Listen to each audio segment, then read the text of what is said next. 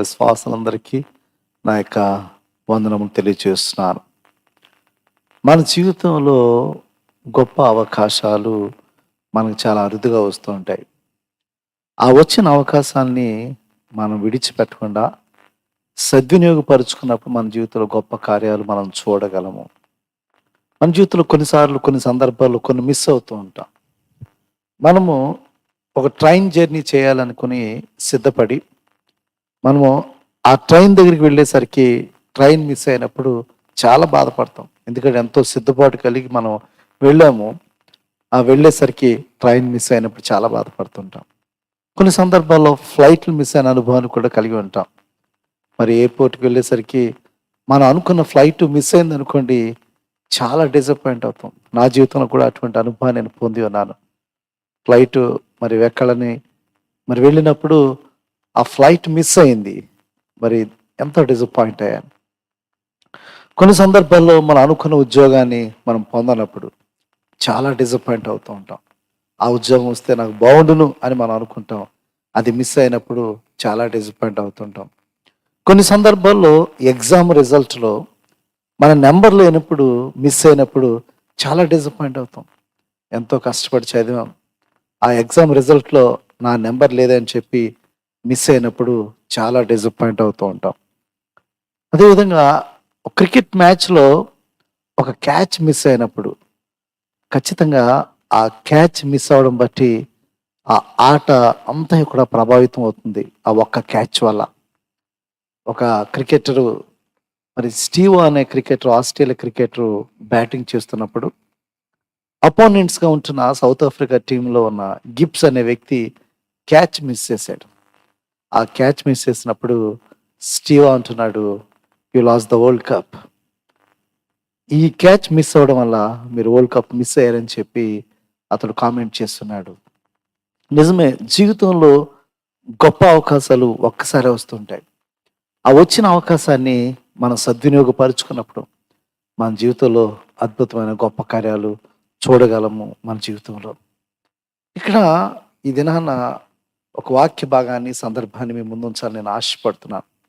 లోకాసువార్త 2వ అధ్యాయము 1వ అధ్యాయము 7వ వచనం చూసినప్పుడు ఇక్కడ సత్రపు యజమాని గొప్ప అవకాశాన్ని అతను మిస్ అయ్యాడని నేను భావిస్తున్నాను ఖచ్చితంగా. అయితే ఆ దినాన ప్రభువైన యేసుక్రీస్తు ఈ లోకంలో పుట్టినప్పుడు ఆ ప్రభువైన యేసుక్రీస్తు రక్షకుణ్ణి స్తుతించిన కొంతమంది వ్యక్తుల యొక్క జీవితాన్ని మనం చూస్తున్నట్లయితే they really utilise the great opportunity అని మనం ఖచ్చితంగా చెప్పాలి. గొర్రెల కాపరుల యొక్క జీవితాన్ని మనం చూసినప్పుడు దేవుని యొక్క రక్షణ ప్రణాళిక, ఆ శుభవర్తమానాన్ని మొట్టమొదటిగా దేవుడు తన దూత ద్వారా ఆ గొర్రెల కాపర్లకు దేవుడు అందించినాడు. అందుకే ఆ గొర్రెల కాపర్లు ఆ మొదటి శుభవర్తమానాన్ని వారు అందుకని ఆ ప్రభువైన రక్షకుణ్ణి వారు స్తుతించి ఘనపరిచినట్టుగా దేవుని వాక్యం మనం చూసాం.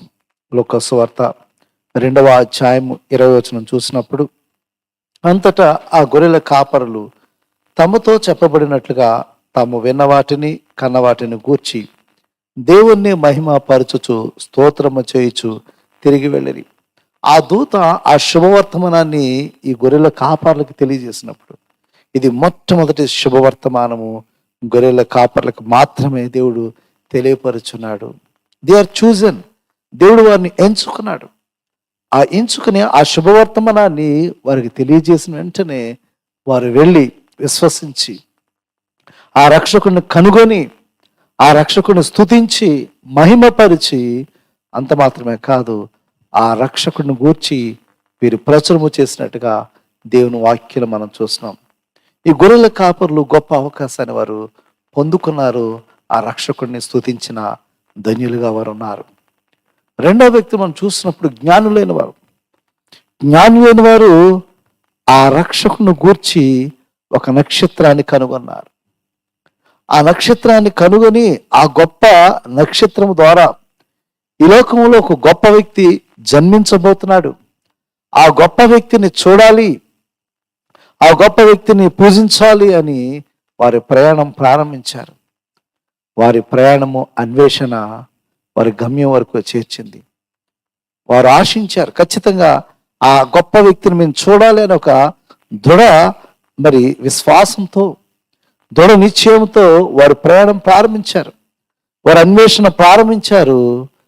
వారి అన్వేషణ ఆయన కనుగొనే వరకు కూడా ఆ నక్షత్రం వారు నడిపించింది. అంత అద్భుతమండి. ఆయన నక్షత్రాన్ని వారు చూస్తూ ప్రయాణం ప్రారంభించారు. ఆ ప్రయాణము యేసుక్రీస్తు ఉన్న ఆ స్థలమునకు, ఆ ఇంటికి నడిపించినట్టుగా ఆ యొక్క నక్షత్రం గూర్చి మనము వాక్యంలో మనం చూసాం. ఎప్పుడైతే ఆ ఇంటిలో వారు ప్రవేశించినారో, ఆ రక్షకుడని యేసుని వారు చూచి ఉన్నారు, వారు ఎంతో సంతోషం పొందినారు. ఎంతో అత్యానందభరితులై లోపలికి ప్రవేశించి ఆయనను నమస్కరించి పూజించి ఆయనకు బహుమతులు సమర్పించినట్టుగా దేవుని వాక్యాలు మనం చూస్తున్నాం. మత్తయి సువార్త 2వ అధ్యాయము 10-11 వచ్చిన భాగాన్ని మనం చూసినప్పుడు, వారు ఆ నక్షత్రమును చూచి అత్యానందభరితులై ఇంటిలోనికి వచ్చి తల్లి అయిన మరియను ఆ శిశువును చూచి సాగిలపడి ఆయనను పూజించి తమ పెట్టెలు విప్పి బంగారము సాంబ్రాణిని బోళమును కానుకగా ఆయనకు సమర్పించరి. చూసారా వారి యొక్క అన్వేషణ. ఆ గొప్ప వ్యక్తిని మేము చూడాలి, ఆ గొప్ప వ్యక్తిని మేము పూజించాలి అని చెప్పి వారు అన్వేషణ ప్రారంభించారు. పూర్ణ హృదయంతో వారు ఆ గొప్ప వ్యక్తి అయిన రక్షకుడిని అన్వేషించారు. అందుకే ఆ రక్షకుడిని వారు కనుగొన్నారు, ఆయనను పూజించారు, ఆయన స్తుతించినట్టుగా దేవుని వాక్యం మనం స్పష్టంగా చూస్తున్నాం. కాబట్టి రెండవ వ్యక్తులు జ్ఞానులు, వారు ఆ గొప్ప అవకాశాన్ని వారు పొందుకుని రక్షకుడిని స్తుతించారు. మూడవ వ్యక్తి యొక్క జీవితాన్ని మనం చూసినప్పుడు సిమియోను అనే ఒక భక్తిపరుడు, ఒక నీతిమంతుడు. పరిశుద్ధాత్మ అతను ప్రేరేపిస్తున్నది. రక్షకుని చూడకుండా మరణము పొందడని అతడు పరిశుద్ధాత్మ ద్వారా తెలియజేయబడి ఉన్నది. కాబట్టి అతడు ఆ రక్షకుడు గురించి ఎదురు చూస్తున్నాడు. ఒకనొక దినాన ఆ రక్షకుడని యేసు మరియ తల్లి, వారి యొక్క తండ్రి యేసేపు, వీరు ముగ్గురు కలిసి దేవాలయానికి వచ్చినప్పుడు పరిశుద్ధాత్మ ప్రేరణ చేత ఆ సిమియోను అనే భక్తుడు యేసయ్యను స్తుతించినట్టుగా, యేసయ్యను చూచినట్టుగా మనము దేవుని వాక్యం మనం చూస్తున్నాం. లూకా సువార్త 2వ అధ్యాయము 25వ భాగాన్ని నుంచి మనం చూసినట్లయితే, యెరూషలేమునందు సిమియోను అను ఒక మనుషుడుండెను. అతడు నీతిమంతుడును భక్తిపరుడునై ఉండి ఇశ్రాయేలు యొక్క ఆదరణ కొరకు కనిపెట్టువాడు. పరిశుద్ధాత్మ అతని మీద ఉండెను. అతడు ప్రభువు యొక్క క్రీస్తును చూడక మునుపు మరణము పొందడని అతనికి పరిశుద్ధాత్మ చేత బయలుపరచబడి ఉండెను. ఆత్మవశుడై అతడు దేవాలయంలోనికి వచ్చాను. అంతటా ధర్మశాస్త్ర పద్ధతి చొప్పున ఆయన విషయమై జరిగించుటకు తల్లిదండ్రులు శిశువైన యేసుని దేవాలయంలోనికి తీసుకుని వచ్చినప్పుడు అతడు తన చేతులతో ఆయనను ఎత్తుకొని దేవుణ్ణి స్తుతించుచు అనే మాట మనం చూస్తాం. ఎంత అద్భుతమైన గడి అండి సిమియోను అనే భక్తుని యొక్క జీవితంలో. పరిశుద్ధాత్మ ద్వారా దేవుడు అతను నడిపించాడు. ఆ ప్రభువైన రక్షకుని చూడడానికి, ఆ ప్రభువైన రక్షకుని స్తుతించడానికి అతడు ఎదురు చూచిన వాడుగా ఉన్నాడు. పరిశుద్ధాత్మ అతను నడిపించింది. ఆ దేవాలయంలోకి యేసుక్రీస్తు వచ్చినప్పుడే అతడు కూడా వచ్చి ఆ యేసయ్యను చేతులతో పట్టుకుని యేసయ్యను స్తుతించినట్టుగా, బాలుడైన యేసును స్తుతించినట్టుగా దేవుని వాక్యం మనం స్పష్టంగా చూస్తున్నాం. కాబట్టి ఇక్కడ సిమియోను అనే భక్తుని యొక్క జీవితంలో గొప్ప ధన్యత అతను పొందుకున్నాడు. రక్షకుడైన యేసుని అతను స్తుతించిన వాడుగా మనం చూస్తున్నాము. నాలుగవ వ్యక్తి యొక్క జీవితం మనం చూసినప్పుడు అన్న అనే ఒక ప్రవక్తి, బహు వృద్ధాప్యంలో ఉన్నది ఆమె. 87 సంవత్సరాలుగా ఆమె విధవరాలుగా ఉండి దేవుని యొక్క పరిశుద్ధ ఆలయంలోనే ఆమె సేవ చేయుచూ ఉన్నది. ఆమె కూడా రక్షకుడైన విమోచకుడి కొరకు ఎదురు చూస్తున్న స్త్రీగా ఆమె జీవితం అన్నది. అందుకే దేవుడు ఆమెకు తను ప్రత్యక్షపరుచుకున్నాడు. ఆమె కూడా పరిశుద్ధాత్మ ప్రేరణ చేత దేవాలయంలో ప్రవేశించి రక్షకుడైన యేసుని కొనియాడినట్టుగా, రక్షకుడైన యేసుని స్తుతించినట్టుగా మన దేవుని వాక్యం మనం చూస్తున్నాం. దేవుని వాక్యం మనం చూసినప్పుడు లూకా సువార్త 2వ అధ్యాయము 36వ వచన భాగాన్ని చూసినప్పుడు, మరియు ఆషేరు గోత్రికురాలను పనూయేలు కుమార్తెనైన అన్న అని ఒక ప్రవక్తి ఉండను. ఆమె కన్యత్వం మొదలు 7 ఏండ్లు పెనిమిటితో సంసారము చేసి బహుకాలము గడిచినదై 84 సంవత్సరములు విధవరాలై ఉండి దేవాలయమును విడవక ఉపవాస ప్రార్థనలతో రేయింబగుళ్ళు సేవ చేయుచుండను. ఎంత గొప్ప ధన్యకరమైన జీవితం అండి. తన శ్రేష్టమైన జీవితం అంతా కూడా దేవుని యొక్క సేవ నిమిత్తమై కేటాయించుకుంది. దేవుని యొక్క దేవాలయంలో సేవ చేస్తూ ఒక శ్రేష్టమైన జీవితాన్ని ఆమె జీవిస్తుంది. ఆమెకు కూడా దేవుడు ప్రత్యక్షపరుచుకున్నాడు. ఆ బాల యేసుని స్తుతించడానికి, కొనియాడడానికి దేవుడు ఆమె కూడా గొప్ప అవకాశాన్ని అనుగ్రహించినట్టుగా దేవుని వాక్యం మనం చూస్తున్నాం.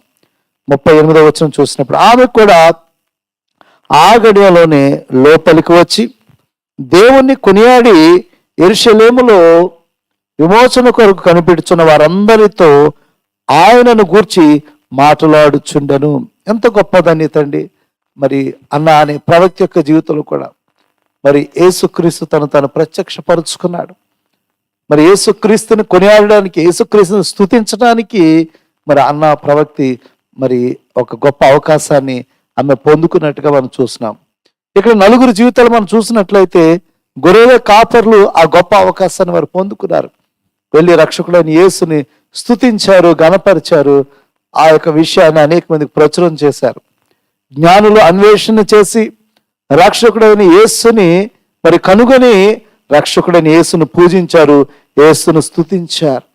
సిమియోను అనే భక్తుడు ఆయన మరణము ఆయన మునుపు యేసయ్యను చూచి యేసయ్యను స్తుతించి తన జీవితాన్ని ముగించినట్టుగా మనం చూసినాం. అన్న అనే ప్రవక్తి కూడా ఆ ప్రభువైన రక్షకుడైన యేసుని ఆమె చూచింది. ఆ ప్రభువైన యేసుక్రీస్తుని చూచి ఆయనను కొనియాడినట్టుగా మనము దేవుని వాక్యం మనం చూస్తున్నాం. ఆమె కూడా ఒక ధన్యకరమైన సమయాన్ని ఆమె పొందుకున్నది. ఆ ధన్యకరమైన జీవితాన్ని ఆమె పొందుకున్నది. అయితే ఇక్కడ ఒక వ్యక్తి యొక్క జీవితాన్ని మీ ముందు ఉంచాలని నేను ఆశపడుతున్నాను. అతడే సత్రపు యజమాని. వాస్తవానికి బైబిల్లో ఇక్కడ సత్రపు యజమాని అనే క్యారెక్టర్ అయితే ఇక్కడ ఏమీ లేదు. దేవుని వాక్యం మనం చూసినప్పుడు లూకా సువార్త 2వ అధ్యాయము 6-7 వచనాలు చూసినప్పుడు యేసేపు మరియలు వారు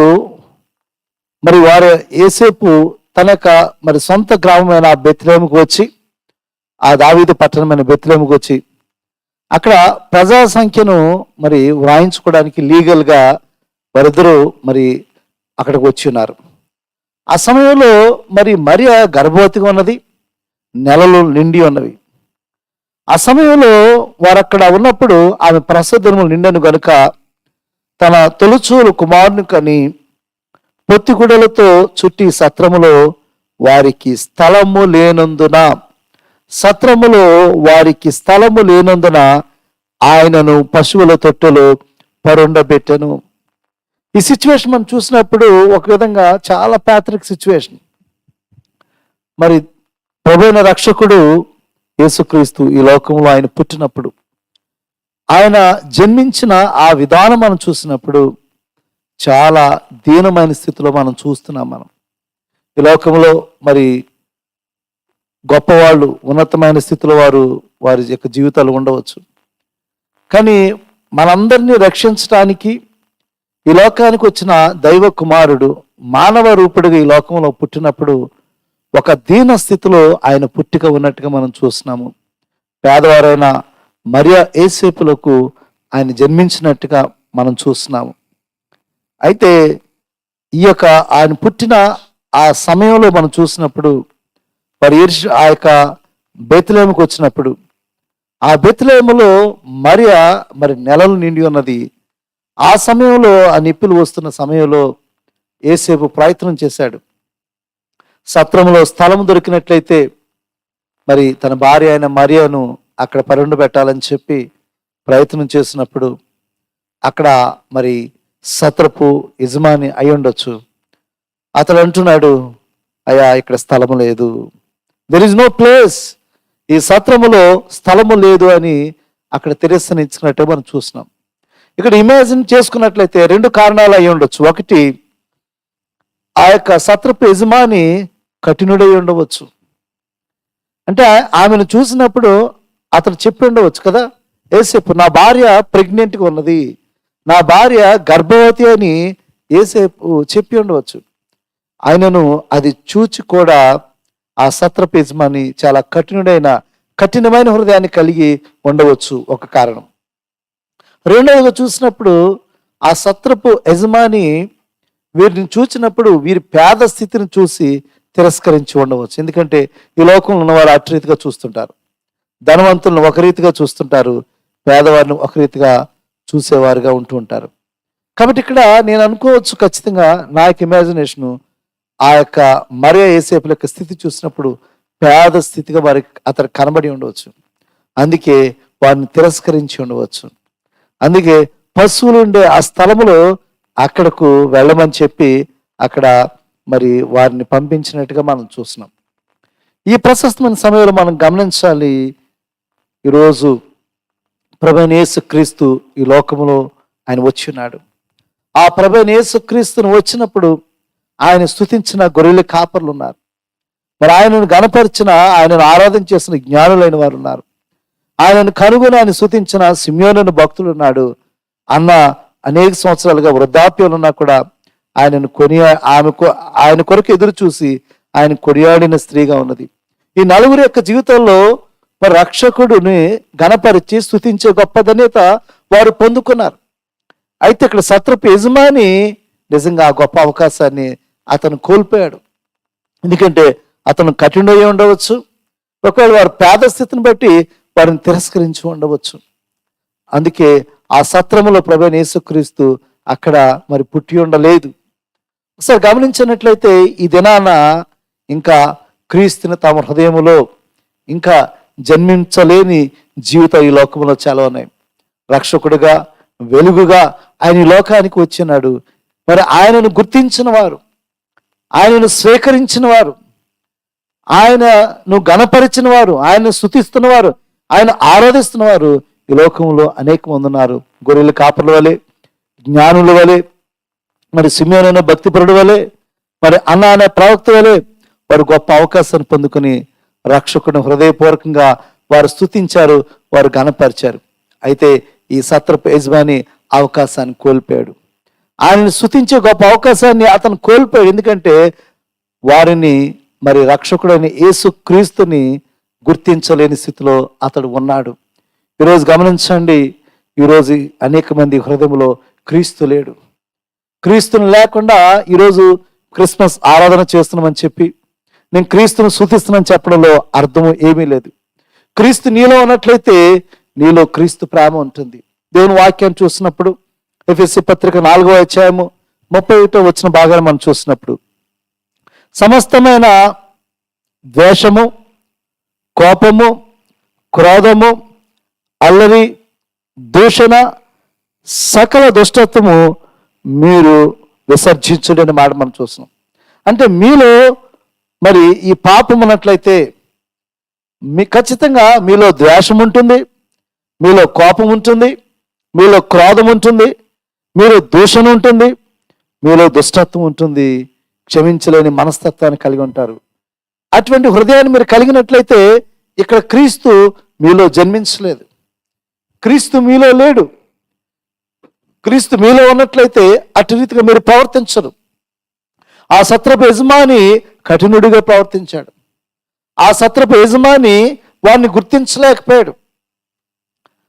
అటు రీతిగా ఈ దినాన అనేక మంది క్రీస్తుని స్వీకరించలేని వారు, మరి క్రీస్తు యొక్క మనస్సును కలిగి లేని వారు, క్రీస్తుని తమ హృదయంలో ప్రతిష్ఠ చేసుకున్న వారు, వెలుగును స్వీకరించిన వారు, వెలుగు మార్గంలో జీవించిన వారు అనేక మంది ఈ లోకంలో ఉంటున్నారు. గమనించండి ప్రియ విశ్వాసులారా, నీలో మరి ద్వేషం ఉన్నదా? నీలో పగ ఉన్నదా? నీలో కఠినమైన మనస్సు ఉన్నదా? నీలో దుష్టత్వం ఉన్నదా? నీలో ఇటువంటి చెడ్డ లక్షణాలు ఉన్నట్లయితే నీ జీవితంలో క్రీస్తు లేడు. నీ హృదయంలో క్రీస్తు లేడు, క్రీస్తు నువ్వు తిరస్కరిస్తున్నావు. క్రీస్తు నీలో ఉన్నట్లయితే క్రీస్తు వలె నువ్వు ప్రవర్తిస్తావు, క్రీస్తు వలె ప్రేమను చూపిస్తావు, క్రీస్తు వలె క్షమాపణ చూపిస్తావు, క్రీస్తు వలె దయను చూపిస్తావు. కాబట్టి ఇది నేను ఒకసారి ఆలోచించండి. ఆ గొర్రెల కాపర్లు క్రీస్తుని వారు స్తుతించారు, క్రీస్తుని గురించి ప్రచురం చేశారు. జ్ఞానులు రక్షకుని స్తుతించారు, అన్వేషణతో ఆయనను గుర్తించారు, హృదయపూర్వకంగా ఆయన అన్వేషించారు. సిమియోను భక్తుడు, నీతిమంతుడు ఆయన కొరకు ఎదురు చూచి ఉన్నాడు. అందుకే యేసుక్రీస్తు తాను ప్రత్యక్షపరుచుకున్నాడు. అదేవిధంగా అన్న అనే ప్రవక్త కూడా ప్రభు అయిన యేసుక్రీస్తు తాను ప్రత్యక్షపరుచుకున్నాడు.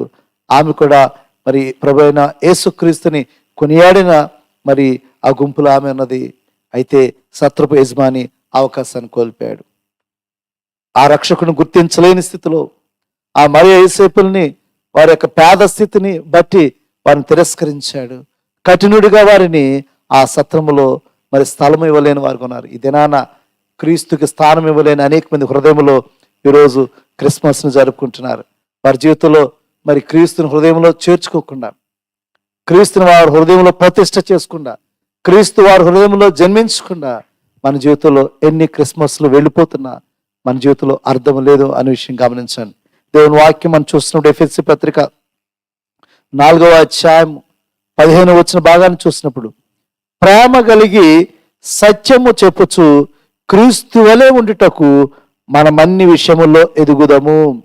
క్రీస్తు వలె ఉండుటకు మనం అన్ని విషయాల్లో ఎదుగుదము అని దేవుని వాక్యం సెలవిస్తుంది. కాబట్టి ఈ దినాన నీవు నేను కూడా క్రీస్తుని స్వీకరించినప్పుడు, క్రీస్తుని మన హృదయంలో జన్మింప చేసినప్పుడు, క్రీస్తుని మన జీవితంలో అంగీకరించినప్పుడు మనం క్రీస్తు ప్రేమను ఇతరులకు కనబరుస్తాం, క్రీస్తు దయను ఇతరులు మనం కనబరుస్తాం, క్రీస్తు వలె క్షమించే గుణాన్ని మనం కలిగి ఉంటాం. అప్పుడు మన జీవితంలో నిజమైన క్రిస్మస్ ఆరాధన మనం చేయగలం. కాబట్టి ఈ ప్రశస్తమైన సమయంలో దేవుని వాక్యం వింటున్న ప్రియ విశ్వాసులారు గమనించండి. గొర్రెల కాపరులు దేవుని స్తుతించి గొప్ప ధన్యత అవకాశాన్ని పొందుకున్నారు. జ్ఞానులైన వారు ఆ క్రీస్తు యేసును స్తుతించి గొప్ప ధన్యత పొందుకున్నారు. సిమియోను అనే భక్తుడు దేవుని క్రీస్తు యేసును స్తుతించి గొప్ప ధన్యత పొందుకున్నాడు. అన్న అనే ప్రవక్తి క్రీస్తు యేసును స్తుతించి గొప్ప ధన్యత పొందుకున్నది. అయితే ఆ సత్రపు యజమాని వలె నీవు నేను కూడా మరి ప్రభువైన యేసు క్రీస్తుని హృదయపూర్వకంగా స్తుతించే ఆ ధన్యతను నువ్వు మిస్ అవ్వకూడదు. ఎందుకంటే నీ హృదయంలో పాపం ఉన్నప్పుడు, నీ హృదయంలో చెడు ఉన్నప్పుడు, నీ హృదయంలో ద్వేషం ఉన్నప్పుడు, నీ హృదయంలో పగ ఉన్నప్పుడు, నీ హృదయంలో కఠినమైన హృదయం, క్షమించే గుణము నీకు లేనప్పుడు నీ హృదయంలో క్రీస్తు లేడు, క్రీస్తు జన్మించలేదు. క్రీస్తు నీ హృదయంలో ఉన్నట్లయితే క్రీస్తు వలె ప్రవర్తిస్తావు, క్రీస్తు వలె ప్రేమిస్తావు, క్రీస్తు వలె దయను చూపిస్తావు, క్రీస్తు వలె కనికరం చూపిస్తావు, క్రీస్తు వలె నువ్వు జీవిస్తావు. అందుకే దేవుని వాక్యం సెలవిచ్చిన రీతిగా ఎఫెసీ 4:15 ప్రేమ కలిగి సత్యము చెప్పుచు క్రీస్తు వలె ఉండుటకు మనం అన్ని విషయములలో ఎదుగుదము. క్రీస్తు వలె ఉండడానికి. కాబట్టి ఈ ప్రశస్తమైన సమయంలో 2020 సంవత్సరంలో దేవుడు నిన్ను నన్ను కూడా కాపాడినాడు. గడిచిన 9 నెలలు కూడా దేవుడు క్షేమంగా మనం ఉంచున్నాడు. మార్చి నుంచి ఈ కరోనా వైరస్ మనందరినీ కూడా మరి వణికిస్తుంది, భయపెడుతుంది. అయితే ఇంకా నిన్ను నన్ను కూడా దేవుడు తన కృపచేత క్షేమంగా ఉంచున్నాడు.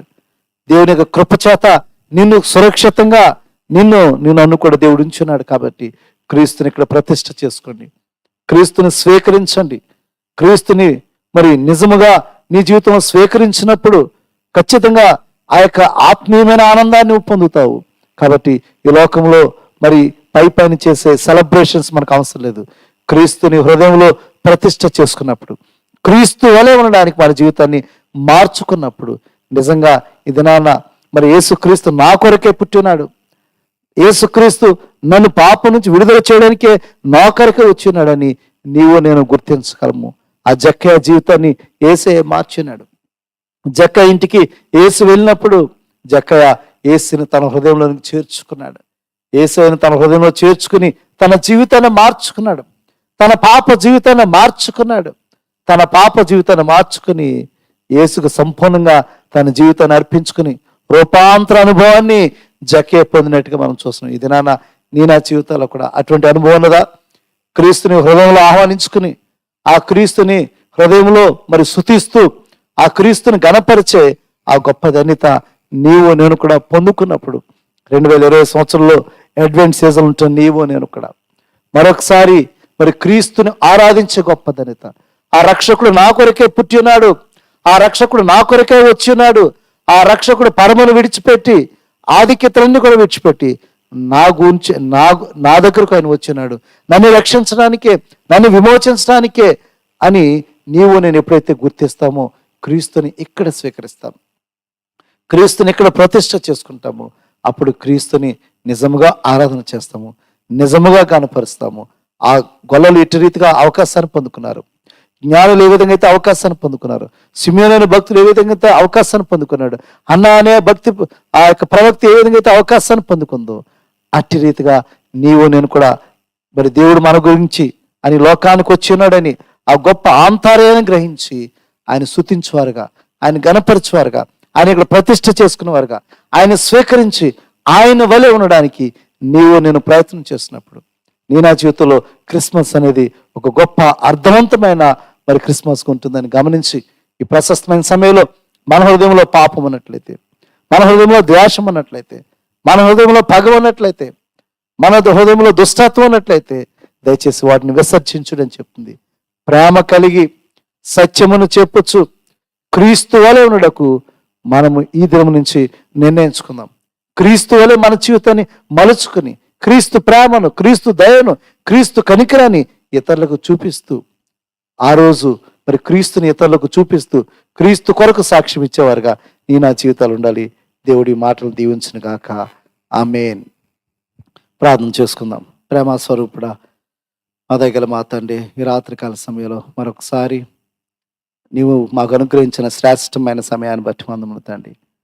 మా జీవితంలో అనేకమైన గొప్ప అవకాశాలు మరియు కొన్నిసార్లు మాత్రం మా జీవితంలో వస్తుంటాయి. అయితే ఆ గొప్ప అవకాశాన్ని విడిచిపెట్టేవారుగా, తిరస్కరించేవారుగా మా జీవితాలు ఉండకుండా ఆ గొర్రెల కాపుల విధంగా అయితే గొప్ప అవకాశాన్ని పొందుకొని రక్షకుడని యేసును స్తుతించారు, జ్ఞానులు ఏ విధంగా అయితే అవకాశాన్ని పుచ్చుకొని రక్షకుడిని యేసును స్తుతించున్నారు, సిమియోను భక్తులు ఏ విధంగా అయితే ఆ రక్షకుడని యేసుని కొనియాడి ఉన్నాడు, స్తుతించున్నాడు, అన్న అనే ప్రవక్త ఏ విధంగా అయితే మరి ప్రభువైన రక్షకుడని యేసుని కొనియాడి ఉన్నదో అట్టి రీతిగా మేము కూడా ప్రవేశన అయ్యా రక్షకుడని యేసుని గుర్తించి రక్షకుడని యేసుని మా హృదయంలో భద్రపరచుకొని ప్రతిష్ఠ చేసుకుని ప్రవేశైన ఈ యొక్క అడ్వెంట్ సీజన్లో ప్రవేశైన మరొకసారి క్రీస్తును ఆరాధన చేస్తూ క్రీస్తును స్తుతిస్తూ అనేక మందికి క్రీస్తు ప్రేమను పరిచయం చేయవారుగా మా జీవితాలు మలచమని ప్రార్థన చేస్తుంది తండ్రి. సత్రపు యజమాని అతను నిజంగా ఆ రక్షకుడని యేసును స్తుతించి గొప్ప ధన్యత అతను కోల్పోయాడు తండ్రి. అట్టి రీతిగా మా జీవితాలు వండుకోండి తండ్రి ప్రభా. మా హృదయంలో ప్రభా ప్రేమను, కనికరాన్ని, ప్రభా క్షమాపణను కలిగి మేము జీవించడానికి సహాయం దయచేయండి ప్రభా. నిజమే ఆ దినాన ఆ సత్రములో అనేక మంది ఉన్నారు తండ్రి, కానీ క్రీస్తుకు స్థానం లేదు. ఈ దినాన మా హృదయంలో చెడు, పాపము, కల్మషము, కపటము అనేకం ఉన్నాయి తండ్రి ప్రభా. వాటన్నిటిని విసర్జించి ప్రభా నీకు ఇక్కడ స్థానం ఇచ్చి తండ్రి ప్రభా యేసయ్యా నిన్ను ప్రతిష్ఠ చేసుకుని ప్రభా నిన్ను ఆరాధన చేయవారుగా, నిన్ను స్తుతించిన వారుగా, తద్వారా ప్రభా యేసయ్యా నీ ప్రేమను ఇతరులకు చూపించేవారుగా మా జీవితాలు మలచమని ప్రభువైన యేసు క్రీస్తు నామం పేరట అడిగి వేడుకుంటున్నాము తండ్రి. ఆమేన్.